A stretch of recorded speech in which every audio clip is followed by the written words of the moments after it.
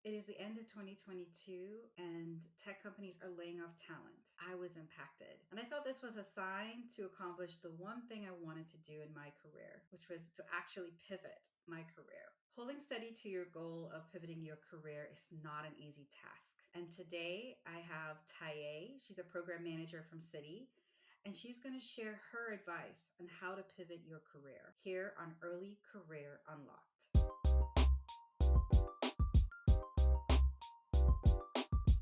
Welcome, Taye. You. Thank you for having me. I'm excited to be here. Tell our viewers a little bit about yourself. Hi everyone. My name is Taiye. As Leah mentioned, I am a program manager at Citi.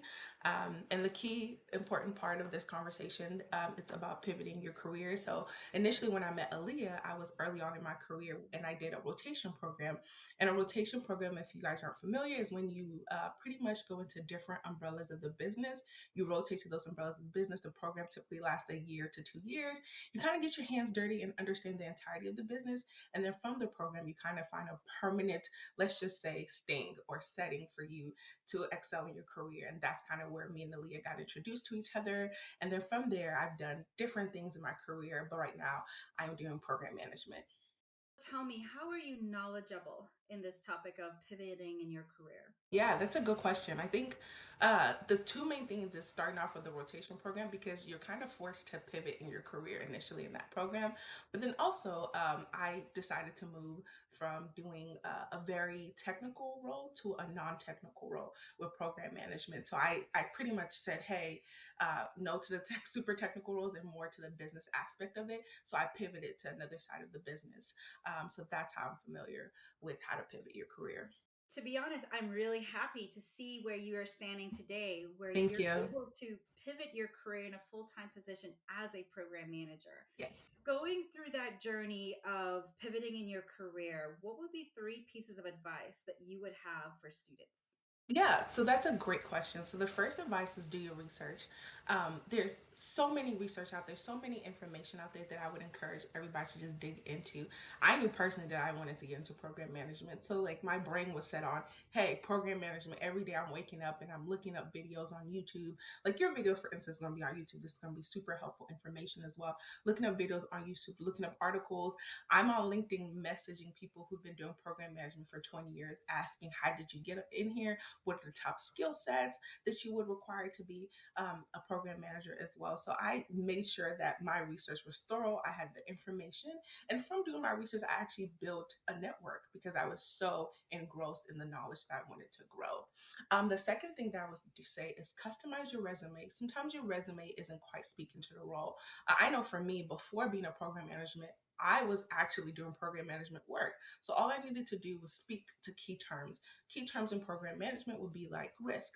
Another key terms would be stakeholders. Another key terms would be something like cross-functional teams. So those are important key terms that I needed to put in my resume in order to speak to the role. Because even though I was doing the role, I didn't realize, hey, a cross-functional team is multiple teams working together for a common goal. They're not in my exact team, but they're in another team and we're all working together. So yeah, I did that. Why didn't I just put that in my resume? So that's something I definitely did. I customized my resume. And the last thing was I wasn't afraid to hear no. I know that sounds really scary to a lot of folks, but hearing no is okay. The door being shut on you is not the end all. It just makes you kind of rethink, rewire, and then say, hey, how do I move on from this? What do I need to do better? What did I take away from this experience? Because some experiences are more learning experience than they are the detriment to your life or your career. And one more advice that I just say to give for free is to have fun with it. I think we take so many things entirely too seriously, but have fun with it. Be passionate about what you have to do, but kind of have fun with it. This is your life, this is your experience, and you're allowed to have fun. Those are absolutely valid points that you made there. And I feel it's true to my heart because I went through a very similar journey. And Yeah. I mean, holding steady to a goal of I want to pivot my career is not an easy task. I know it wasn't an easy task for you. Yeah.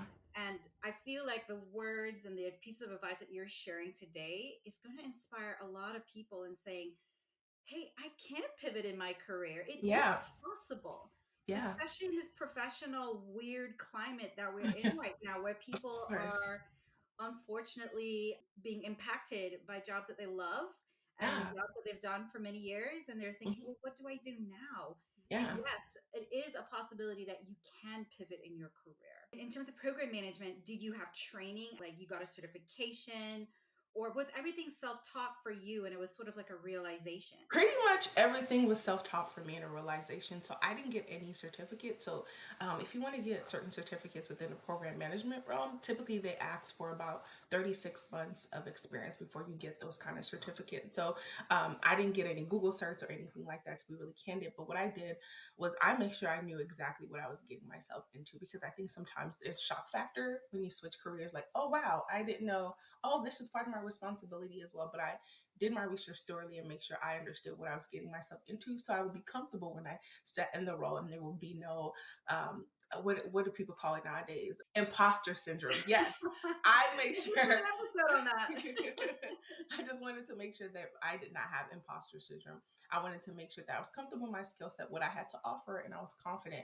And I think that shows through when you do your research thoroughly and you understand exactly what you're getting yourself into. And kind of when I mentioned like going on that LinkedIn, just messaging people, people are not afraid to share advice, especially if you've been doing things for years and years to come. Advice is free.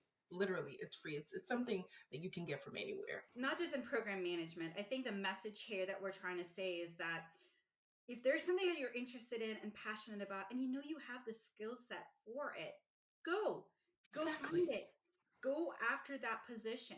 Don't feel that you have to have more certifications or more degrees than a thermometer. Like you can go out there and get it and then Yeah. figure out the degrees afterwards or the certifications Exactly. afterwards. I always say whatever you want to do with your life starts with a thought.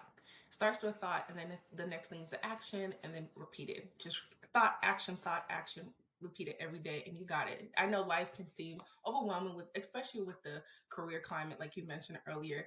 But the key, most important thing is to keep doing what you want to do in order to get where you need to get.